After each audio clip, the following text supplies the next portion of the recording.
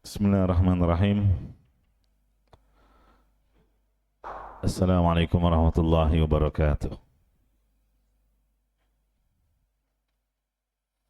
Alhamdulillahi ala ihsanih wa syukru lahu ala taufiqihi wa amtinanih wa asyhadu an la ilaha illallah wahdahu la syarika lah ta'ziman sya'nih wa asyhadu anna Muhammadan abduhu wa rasuluh ad-da'i ila ridwanih.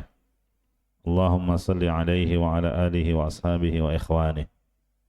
Amma ba'du.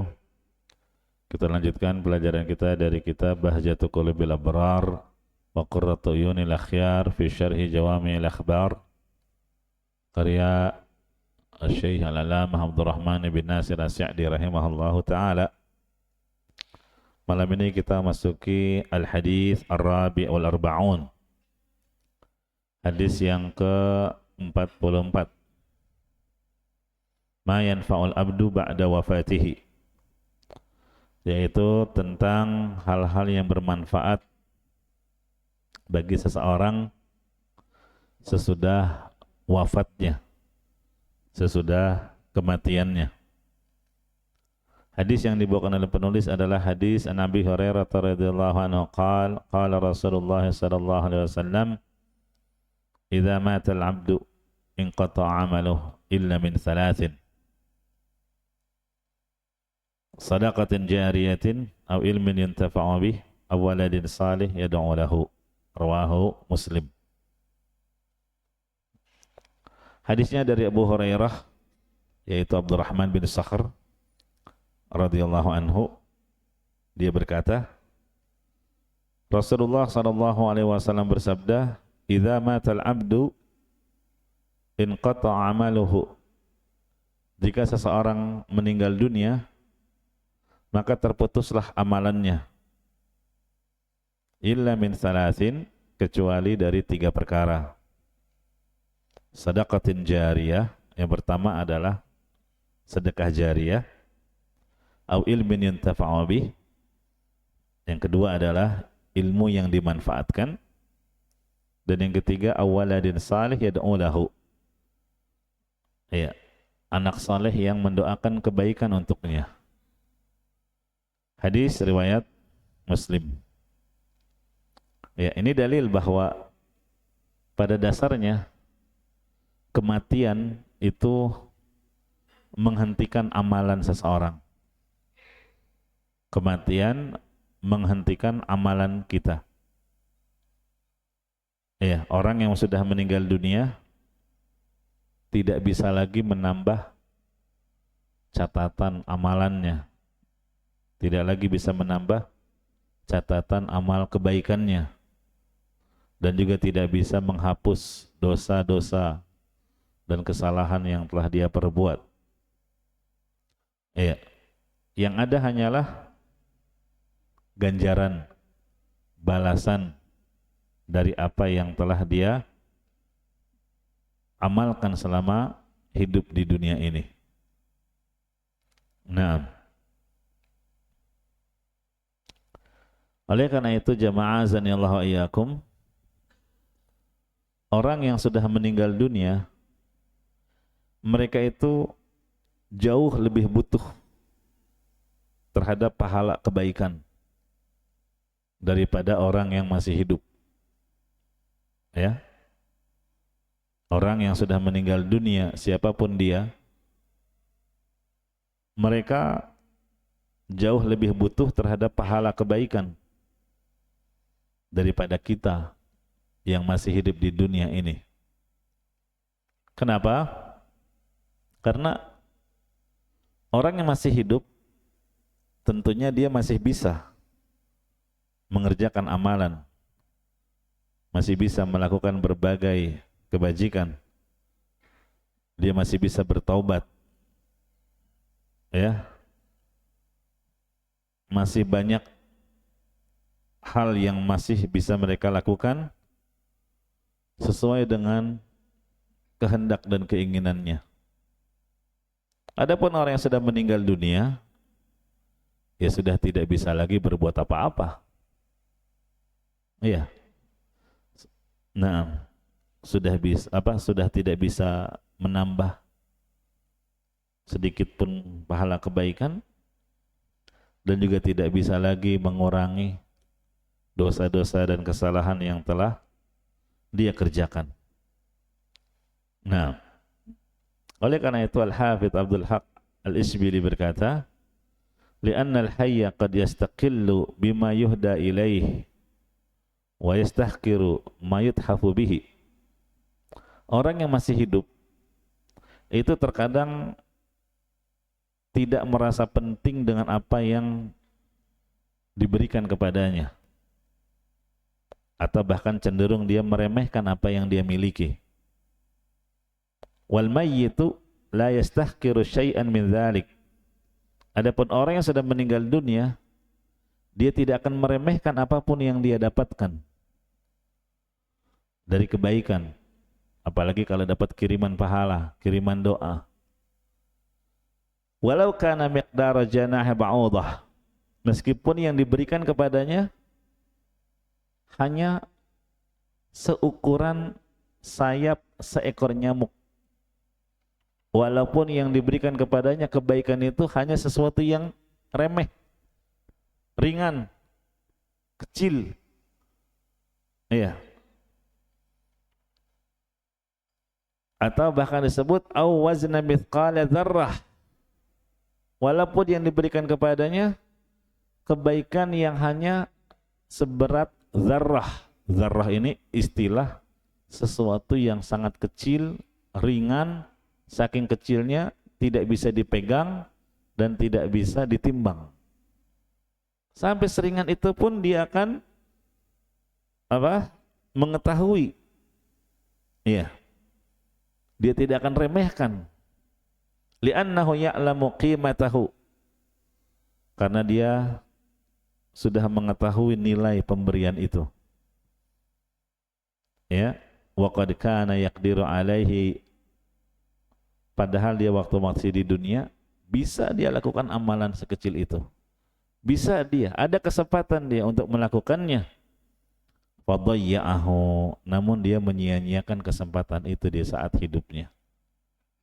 Nah gitu ya. Ini kata Al-Hafidz Abdul Haq Al-Isbili rahimahullahu ta'ala. Ini menunjukkan bahwa kebutuhan orang yang sudah meninggal dunia terhadap pahala kebaikan itu sangat besar. Iya, tentu kita bisa bayangkan ya bagaimana keadaan mereka. Apakah orang tua kita, anak kita, pasangan kita ya yang sudah meninggal dunia, mereka sekarang berada di alam kubur, mereka berada dalam kegelapan, bahkan mereka berada di tempat yang sangat sempit. Iya. Tentunya dengan kondisi yang seperti itu, mereka sangat butuh terhadap pahala kebaikan dari kita. Sehingga dengan pahala kebaikan yang kita kirimkan untuknya akan membuat tempat yang sempit menjadi lapang, tempat yang gelap bisa menjadi terang, dan kemudahan-kemudahan lainnya akan diberikan kepada si mayit yang ada di alam kubur sana. Iya, oleh karena itu orang yang sudah meninggal dunia, mereka sangat membutuhkan kebaikan melebihi orang yang masih hidup di dunia ini. Makanya jamaah azanillahu wa iyyakum, setiap hari yang kita jalani ini adalah kesempatan emas untuk kita mengerjakan amalan salih. Karena orang yang tidak memanfaatkan masa hidupnya di dunia ini dengan memperbanyak amalan salih, dia akan merasakan penyesalan pada saat kematian yang telah tiba kepadanya. Sebagaimana firman Allah Ta'ala, hatta idza jaa ahadahumul maut qala rabbirji'un. Apabila telah datang kematian kepada seseorang, baru dia menyesal.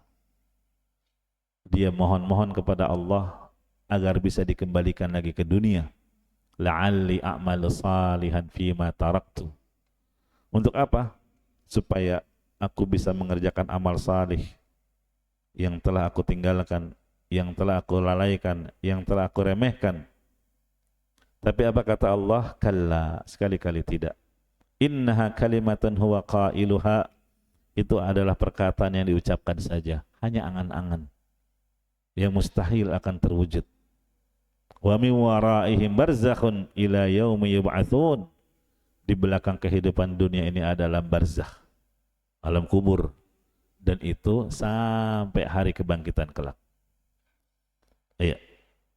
Oleh karena itu jamaah azanillahu iyyakum, Nabi SAW menyebutkan orang yang cerdas, orang yang pandai adalah siapa? Al-kayyisu man dana nafsahu wa amila lima ba'dal maut. Orang yang pandai adalah orang yang senantiasa mengevaluasi dirinya, muhasabah, ya, dan dia akan mencurahkan semua potensi amalan-amalan untuk kepentingan dia setelah kematiannya nanti. Jemaah rahimani wa rahimakumullah, di hadis ini Nabi SAW menyebutkan bahwa ketika seseorang mengalami kematian, pada asalnya terputus sudah amalannya, tidak lagi bisa menambah catatan pahala kebaikan.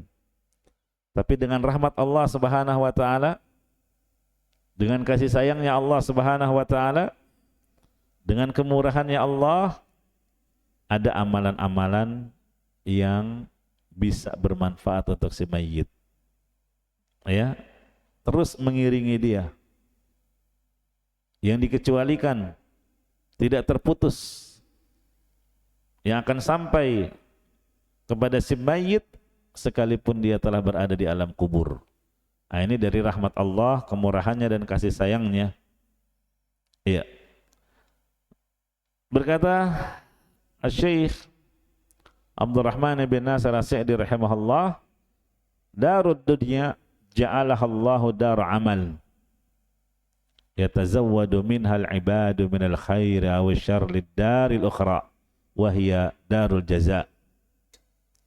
Dunia ini telah Allah jadikan sebagai tempat untuk beramal, ya, di mana seseorang akan membekali dirinya dengan amalan itu untuk dibawa ke negeri akhirat yang merupakan darul jaza, negeri balasan. Akhirat itu tempat untuk memetik dari apa yang kita panen selama dari apa yang kita tanam selama di dunia ini. Iya. Wa sayandamul mufarritun idzan qalabu min hadhihi ad-dar wa lam yatazawwadu minha li akhiratihim ma yus'iduhum. Akan menyesallah orang-orang yang telah menyia-nyiakan kesempatan. Iya, kapan dia menyesal? Ketika kelak dia telah berpindah ke negeri akhirat. Dia menyesal karena apa? Tidak berbekal dengan sesuatu yang akan membahagiakan dia di sana. Nah, wa hina idzin la yumkinul istidrak wa la yatamakkanul abdu ay yazida fi hasanatihi mithqala dzarrah. Ini seperti yang tadi kita sebutkan. Pada saat itu, ketika sudah ada di alam kubur, tidak mungkin lagi dia bisa membenahi dirinya, tidak mungkin lagi dia menambah pahala kebaikan sekalipun sebesar zarrah, ya, sekecil apapun, ya. Wala ayyamhu min sayyi'atihi kadzalik, dan tidak mungkin lagi baginya menghapus kesalahan-kesalahannya. Wa anqata 'amalul 'abdi anhu illa hadhihi al-a'mal ats-tsalatsah allati hiya min athari 'amalihi. Terputuslah sudah amalan kecuali 3, yang sebetulnya 3 hal ini merupakan buah dari amalan dia semasa hidup.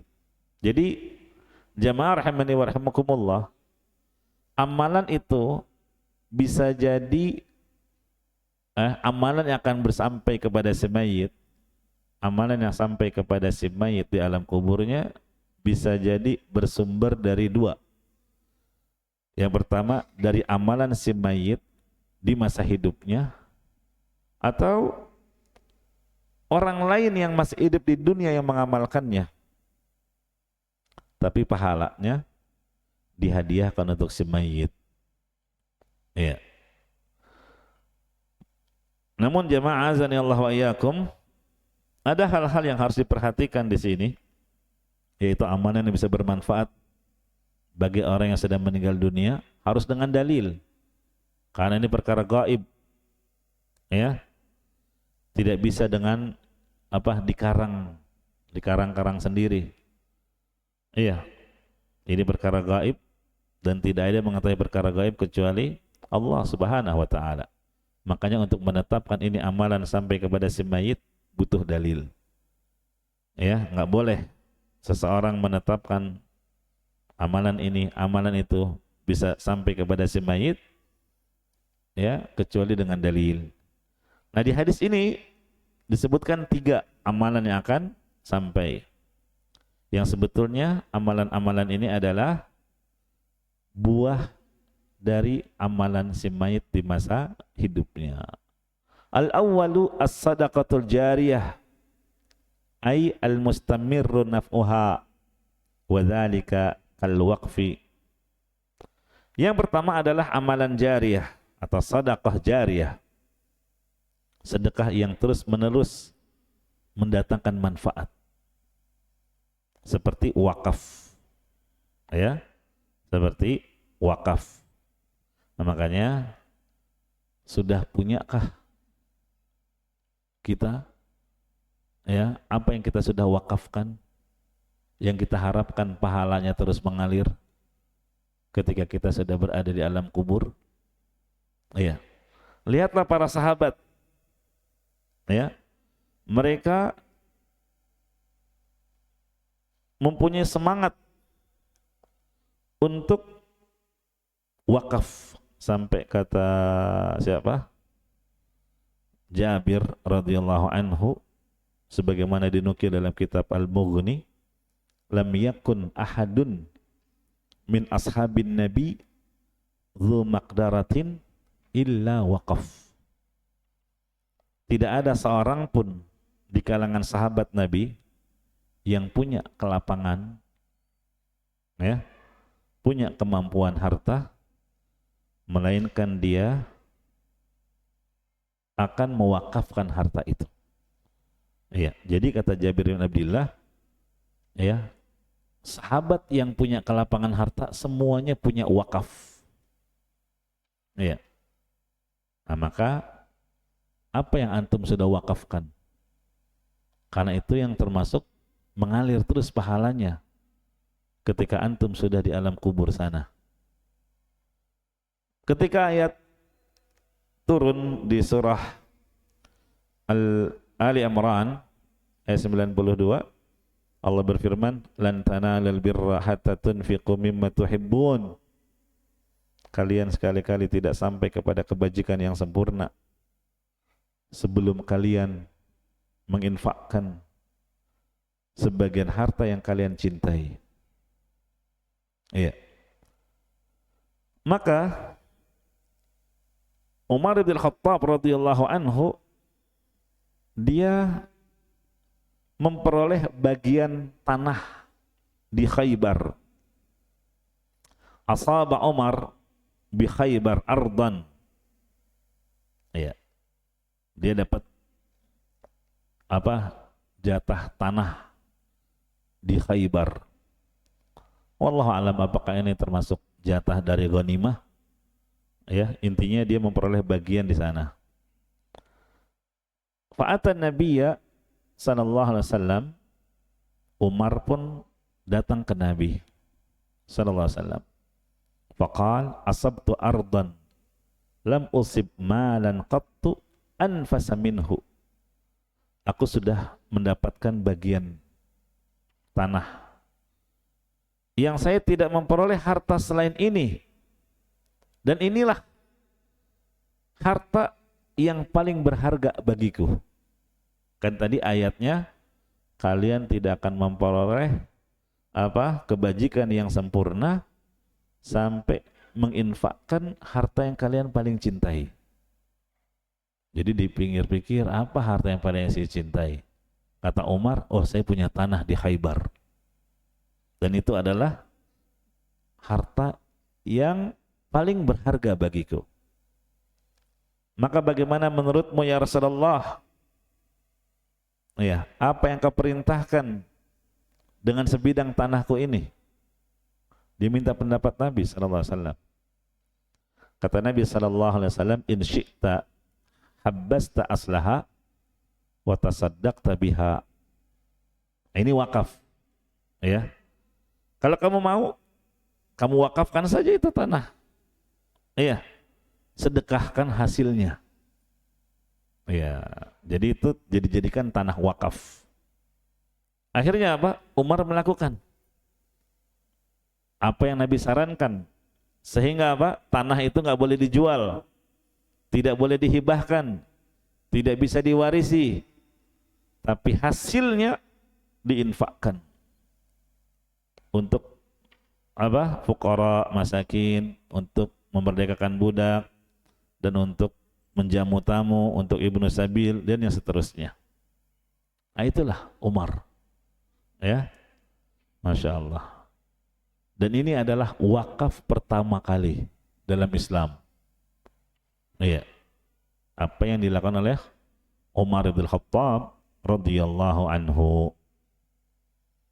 Termasuk juga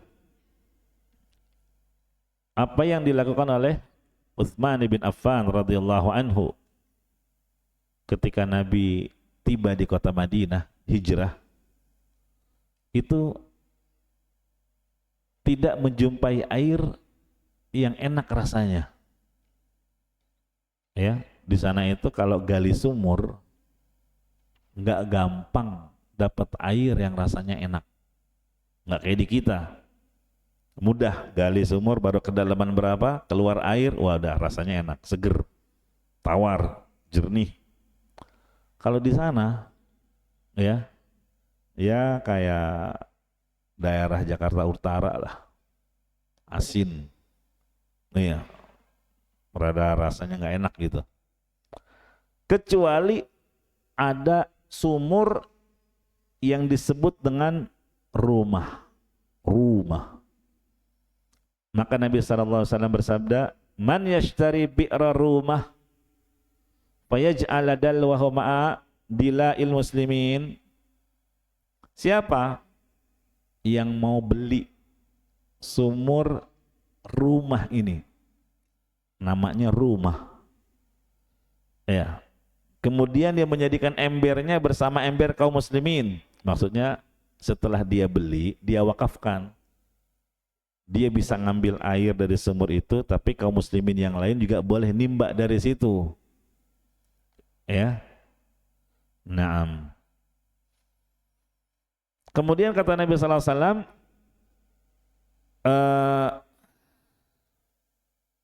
dia akan mendapatkan balasan berupa apa? Yang lebih baik dari sumber di surga. Dari sumber mata air yang lebih baik di surga. Fashtaraytuha, maka kata Utsman, aku pun membelinya. Iya, dari harta pribadi saya. Terus diwakafkan. Nah, itu wakafnya Utsman bin Affan. Jadi selagi kaum muslimin mengambil manfaat dari air sumur tersebut, maka pahalanya terus juga mengalir kepada sahabat Utsman radhiyallahu anhu. Nah, dan banyak ya tentunya contoh-contoh wakaf yang dilakukan oleh para sahabat Nabi, sampai Jabir bin Abdullah berkata, lam yakun ahadun min ashabin Nabi dzu maqdaratin illa waqaf. Tidak ada seorang pun di kalangan sahabat yang punya kelapangan harta melainkan dia punya wakaf. Ya. Makanya kita harus mengikuti salaf. Apa yang kita wakafkan? Karena ini yang disebutkan pertama kali oleh Nabi, yang akan terus mengalir pahalanya sekalipun kita sudah meninggal dunia, yaitu sedekatin jariyah. Jelas ya? Nah, kemudian yang kedua, ats-tsani al-ilmu alladhi yuntafa'u bihi min ba'dihi. Ilmu yang dimanfaatkan sepeninggalnya. Ya. Tentunya ilmu yang diprioritaskan adalah yang bisa mengantarkan seseorang mengenal agamanya, mengenal Rabb-nya. Ilmu yang bisa menuntun mereka ke jalan yang lurus. Ilmu yang dengannya orang itu bisa membedakan antara hak dan batil, antara tauhid dan syirik, antara sunnah dan bid'ah, antara halal dan haram. Itulah ilmu syariat. Ya, makanya nampak jelas keutamaan para ulama, ya, para dai yang ikhlas. Mereka ibarat pelita di tengah gelapnya malam, gelapnya kejahilan. Nah, ini adalah yang kedua. Iya, ilmu yang diajarkan. Makanya kalau antum mempunyai kapasitas ilmu, ya, apapun ilmu alat, ilmu Al-Quran, ajarkan, terutama kepada anak antum, keluarga antum, orang-orang yang di bawah tanggung jawab antum. Ya, terutama anak kita. Ya, misalnya pengajaran Al-Fatihah. Kalau bisa, anak antum bisa baca Al-Fatihah itu dari antum, selaku ayahnya.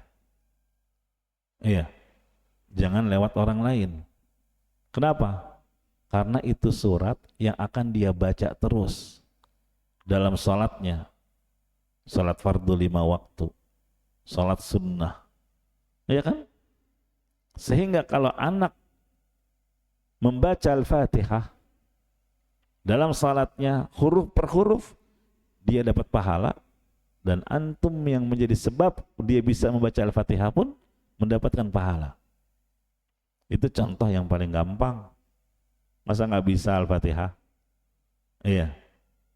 Kalau guru ngaji yang ngajarkan, ya guru ngaji yang dapat pahala itu. Ya.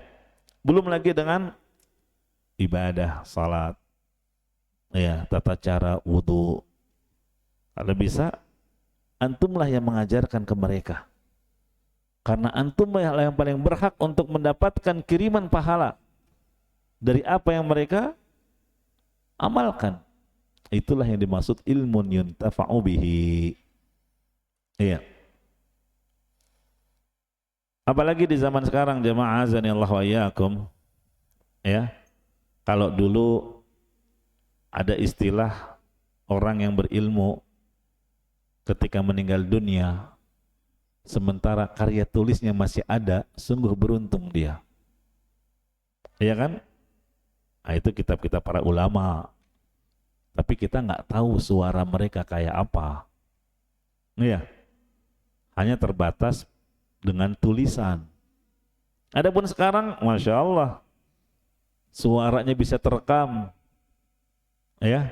Sehingga banyak para masyayikh, para ustadz yang sudah meninggal dunia, tapi rekaman suaranya masih terus diputar. Bisa dicari di YouTube, diputar di radio-radio dakwah. Bahkan video ceramah mereka, seakan-akan mereka masih hidup di dunia, padahal jasad mereka sudah berada di alam kubur sana. Nah itu, ya, Masya Allah. Nah kalau antum tidak bisa seperti mereka, ya jadilah orang yang berpartisipasi, ya, dalam mencetak buku mereka, atau menjadi tim yang merekam, ya, yang mengedit, atau yang menjadi sebab tersebarnya hasil ceramah mereka kepada umat. Antum membuat potongan dakwah, potongan ceramah pendek yang sehingga mudah tersampaikan kepada masyarakat umum. Semoga itu juga menjadi andil jariyah buat antum. Begitu ya. Karena itu termasuk ilmu yang bermanfaat. Walaupun ilmunya antum di situ dalam hal kemampuan untuk menyajikannya ke umat dengan rekaman, dengan kepandaian antum, teknologi, kemampuan antum dalam hal ilmu-ilmu dunia tadi bisa juga termasuk ke dalam kategori ilmun yuntafa'u bihi. Gitu ya. Ilmu yang dimanfaatkan untuk umat. Iya. Kemudian jamaah azani Allah wa iyyakum, adapun yang ketiga, awaladin salih yad'u lahu, anak saleh yang mendoakan kebaikan untuk orang tuanya. Masya Allah. Memang anak itu hasil usaha orang tua. Maka wajar kalau dia termasuk yang bermanfaat.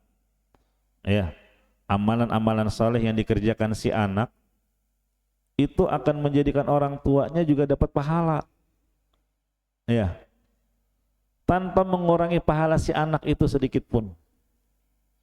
Maka didiklah anak-anak antum. Iya, untuk menjadi anak yang saleh. Ajarkan doa. Ya. Bagaimana mengharapkan doa dari mereka sementara antum tidak pernah mengajarkan doa kepadanya?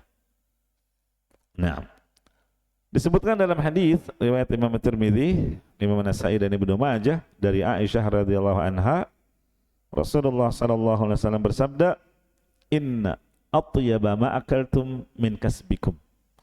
Sebaik-baik yang kalian makan adalah yang kamu dapatkan dari usahamu sendiri. Itu satu. Ya. Jadi kalau ada pemberian dari orang, terus ada makanan dari hasil kerja antum sendiri, itu yang terbaik justru yang dari hasil kerja antum sendiri. Walaupun mungkin makanannya sederhana, bukan dari restoran sederhana, makanannya cuma ikan misal, atau tempe, atau sayur asem, pemberiannya istimewa, gitu kan? Tapi kata Nabi SAW, sebaik-baik makanan yang kamu makan adalah yang kamu dapatkan dari hasil jerih payahmu sendiri. Iya. Tapi yang menjadi sisi pendalilan berikutnya, wa inna auladakum min kasbikum. Iya. Sebagaimana makanan yang terbaik yang kamu makan adalah dari hasil kerjamu, hasil keringatmu, kerja kerasmu, dan anakmu itu termasuk dari hasil usaha kamu. Gitu ya. Nah, jadi sebelum mengharapkan dari amalan-amalan yang lain, ya, berusahalah agar menjadikan anakmu menjadi anak yang saleh. Kenapa? Karena kamu yang akan mendapatkan manfaat dari kesalehan anakmu kelak. Gitu ya. Dan memang orang tua membutuhkan waktu yang panjang untuk membentuk anak menjadi saleh. Iya. Dia memulai di masa lajangnya, dia harus selektif memilih wanita yang akan dijadikan istri. Itu termasuk mempersiapkan anak. Ya, ketika memilih pasangan, pilihlah karena agamanya. Fadhfar bidzati din taribat yada. Ya, makanya ketika ada anak yang dilaporkan oleh ayahnya karena anak ini durhaka.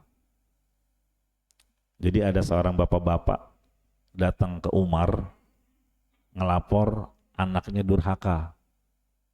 Tangkap aja tuh anak, hukum dia, penjarakan dia, biar dia jerak. Kan jarang tuh kasus bapak ngelaporin anaknya. Nah ini mungkin udah saking keselnya dia, dilaporin tuh anak ke khalifah. Tapi khalifah nggak mau dengar sepihak. Akhirnya coba panggil anaknya yang dimaksud. Ya, didatangkanlah sang anak dan dia melihat ada ayahnya di situ. Oh, ini laporan dari bapak kayaknya nih, gitu ya. Ini ayahmu. Iya, dia datang melaporkan kedurhakaanmu terhadapnya. Iya, kamu tidak memenuhi hak-hak orang tuamu. Terus sampai akhirnya anak itu meminta izin, sebentar wahai khalifah, bolehkah saya bertanya apakah hak anak yang menjadi kewajiban orang tua? Iya, jadi dia tanya apakah anak juga punya hak yang menjadi kewajiban orang tua? Kata khalifah, oh iya tentu, anak juga punya hak. Apa itu di antara hak anak, wahai khalifah? Kata khalifah, yang pertama, dipilihkan ibu yang salehah. Yang kedua, kasih nama dengan nama yang baik. Yang ketiga, ajarkan Al-Quran pada si anak. Terus beberapa hak lainnya. Tapi di stop sama si anak, udah cukup. Iya. Dari yang kau sebutkan itu, wahai khalifah, wallahi, satu pun tidak ada yang dia tunaikan. Yang pertama, ibuku majusi, penyembah api, penyembah matahari, jelek agamanya. Ya. Nama, dia ngasih nama saya Jual, artinya kumbang kelapa. Nama jelek. Al-Quran, boro-boro ngajarin Al-Quran. Satu huruf pun dia belum pernah mengajarkan Al-Quran kepadaku. Ya, sampai hari bapaknya nunduk aja gitu ya. Benar apa yang dikatakan anakmu? Iya. Kalau begitu, engkau telah mendurhakai anakmu lebih dulu sebelum dia mendurhakaimu. Nah, gitu ya. Nah, jadi ini seorang ayah butuh waktu yang panjang untuk membentuk anak menjadi anak yang saleh. Di antaranya dimulai dengan memilih pasangan. Iya. Prioritaskan karena agamanya supaya dia menjadi ibu yang baik, ibu yang baik dalam hal mendidik anak-anaknya dia. Nah, kemudian mendidiknya dengan pendidikan yang benar sesuai dengan tuntunan syariat. Maka dengan demikian semoga anaknya menjadi anak yang saleh, salihah, sehingga dia akan mendoakan orang tuanya. Nah, Allah Subhanahu wa taala berfirman di surat Yasin, "Inna nahnu nuhyil mauta wa naktubu ma qaddamu wa atharahum wa kulla syai'in ahsaynahu fi imamin mubin." Artinya, inna nahnu nuhyil mauta, sesungguhnya kami menghidupkan orang-orang yang sudah mati. Wa naktubu ma qaddamu wa atharahum. Ini sisi pendalilan kita. Kata Allah, kami menuliskan apa yang telah mereka kerjakan, wa atharahum. Nah, ini sisi pendalilannya, wa atharahum. Apa kata Allah? Naktubu ma qaddamu, kami menulis segala amalan saleh yang mereka kerjakan di dunia. Jadi semua amalan kita di dunia ditulis. Itu ditulis oleh para malaikat berupa kebaikan ataupun keburukan. Kalau orang yang beriman, maka amalan-amalan saleh di dunia itu ditulis. Iya. Berarti jamaah rahimakumullah,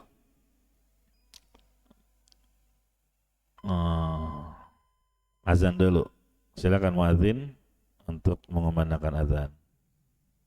Nanti kita lanjutkan sambil menunggu waktu iqamah. Barakallahu fiikum.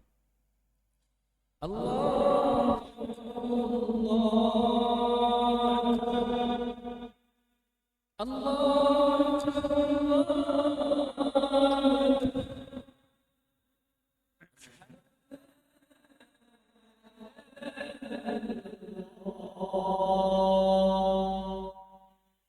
أشهد أن لا إله إلا الله أشهد أن محمدا رسول الله أشهد أن محمدا رسول الله حي على الصلاة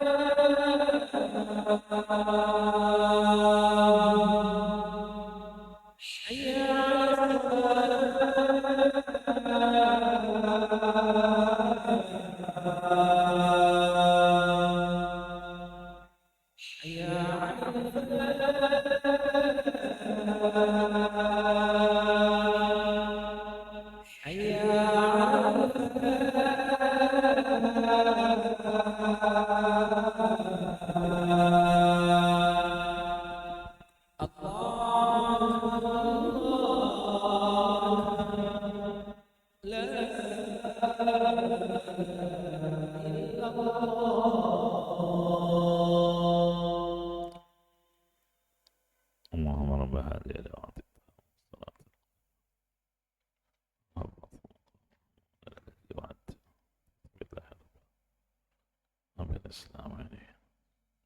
Ya, kita lanjutkan. Jadi tadi sampai di surat Yasin ayat 12, Allah Subhanahu wa taala berfirman, "Wa naktubu ma qaddamu." Kami menulis ma qaddamu, segala amalan saleh yang kalian kerjakan di dunia. Tentu amalan buruk pun sama. Ya, maka perbanyaklah amalan saleh. Jadi kita adalah masing-masing sebagai penulis. Ya, malaikat hanya mewakil saja. Kita adalah pengarang buku. Buku kita sendiri yang akan kita baca nantinya di akhirat sana. Nah, jadi jamaah rahimani wa rahimakumullah, ketika seorang muslim melakukan amalan saleh di dunia ini, berarti dia seperti orang yang bertransaksi dalam bentuk assalam atau as-salaf. Ya, jual beli salam itu kan pembeli menyerahkan harga dulu. Iya, barangnya nanti sesuai dengan kesepakatan. Nih duitnya nanti saya butuh di tanggal sekian bulan depan. Itu jual beli salam. Ya. Nah, ketika Anda beramal saleh sekarang ini di dunia, itu seperti Anda sedang membayar tarif di muka. Iya. Balasannya kapan? Nanti diterima di akhirat kelak. Yang terkadang bisa juga disegerakan di dunia. Dan nanti di akhirat lebih baik dari apa yang sudah Anda terima di dunia ini. Itu yang dimaksud wa naktubu ma qaddamu. Ya. Jadi kalau Anda mengerjakan amalan saleh sekarang ini, sejatinya Anda telah mendahulukan harga buat diri Anda sendiri yang akan Anda nikmati balasannya nanti di hari kiamat. Dan yakinlah bahwa Allah tidak akan menyia-nyiakan amalan orang yang telah berbuat amalan saleh. Wa atharahum. Nah, ternyata yang ditulis oleh Allah bukan hanya amalan saleh yang kita kerjakan di dunia, tapi juga termasuk atharahum. Atharahum. Athar itu jamak, kata tunggalnya atharun. Apa sih athar? Athar itu semua yang mengiringi kita. Ya, asalnya athar itu apa? Telapak kaki, bekas telapak kaki. Jadi kalau kita jalan, apalagi di pasir atau di tanah becek, kalau kita jalan, nah itu kan ada bekas telapak kaki. Dia ngikutin kita tuh. Ya kan? Itu namanya athar. Jelas? Nah, kalau kita jalan kering di aspal ya nggak kelihatan atharnya. Iya, biasanya bekas telapak kaki itu yang diistilahkan ketinggalan tuh apa telapak kakinya. Ada yang ketinggalan apa? Telapak kakinya. Kita bilang itu bukan ketinggalan, justru telapak kaki ngikutin saya. Gitu ya. Itu namanya dalam bahasa Arab athar. Athar, jelas? Asal kata athar adalah itu, bekas telapak kaki setelah kita berjalan, dia akan mengikuti kemanapun kita pergi. Makanya orang kalau cari jejak, apa yang dia telusuri? Bekas telapak kakinya. Kemana nih orang perginya? Ya pakai apa nih? Pakai sepatu, pakai sendal, apa nyeker? Gitu kan? Nah nanti diikutin, oh ternyata munculnya di rumah si fulan. Itu athar. Iya. Nah, jadi yang dimaksud dalam ayat ini apa? Maksudnya adalah ya ada amalan-amalan yang ditinggalkan orang itu di dunia, tapi mengikuti dia terus sampai di akhirat. Nah, gitu ya. Sebagaimana telapak kaki yang mengikuti orang yang ada di depannya. Telapak kaki kita kan ngikutin kita terus. Nah, itu yang dimaksud asar. Ya. Dan amalan yang mengiringi semayit tadi disebutkan di antaranya 3. Sedekah jariyah, ilmu yang bermanfaat, dan doa anak saleh. Ya. Sebetulnya bukan hanya anak, ya, orang-orang yang kedudukannya seperti anak pun sama. Jadi gimana kalau nggak nikah atau sudah nikah tapi tidak dikaruniai anak? Ya jangan putus asa. Ya, kamu menjadi pendidik, anak didikmu itu kedudukannya sama seperti anakmu. Ya, makanya para ulama itu dapat ketiga-tiganya sekaligus. Ya, seperti para ulama kan banyak juga yang karena kesibukannya bekerja menuntut ilmu, mendakwahkan ilmu. Ada di antara mereka yang nggak menikah. Ada yang menikah dan nggak dikaruniai anak. Iya. Tapi mereka mendapatkan ketiga-tiganya. Gimana ceritanya? Sedekah jariyah. Oh, yang mereka sedekahkan lebih daripada harta. Karena apa? Ilmu, buku yang dicetak itu melebihi sedekah. Yang pahalanya akan terus mengalir. Kalau ilmu yang diajarkan udah jelas. Nah sekarang yang ketiga, anak yang mendoakan dia. Kan dia nggak punya anak, maka jawabannya murid-muridnya dia, anak didiknya dia, itu kedudukannya sama seperti anak yang akan mendoakannya.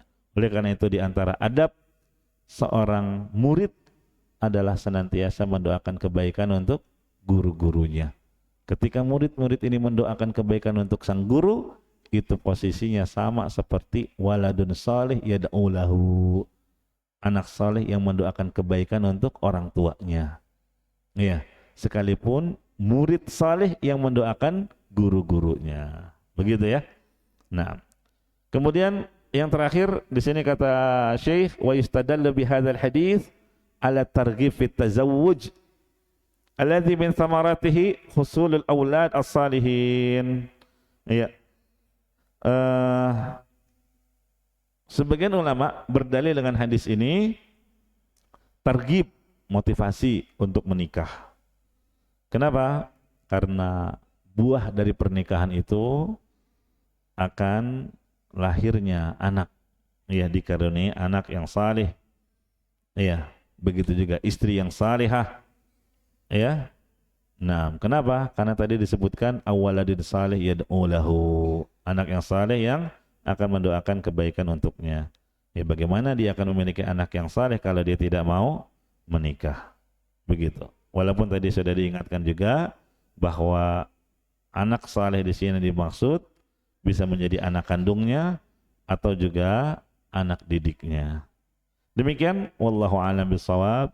Semoga hadis ini menjadi motivasi bagi kita untuk dapat memiliki amalan-amalan saleh yang akan terus mengalir pahalanya ketika kita sangat membutuhkan di alam kubur sana.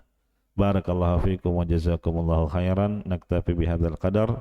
Subhanakallahumma wa bihamdika asyhadu an la ilaha illa anta astaghfiruka wa atubu ilaik. Walhamdulillahi rabbil alamin. Wassalamualaikum warahmatullahi wabarakatuh.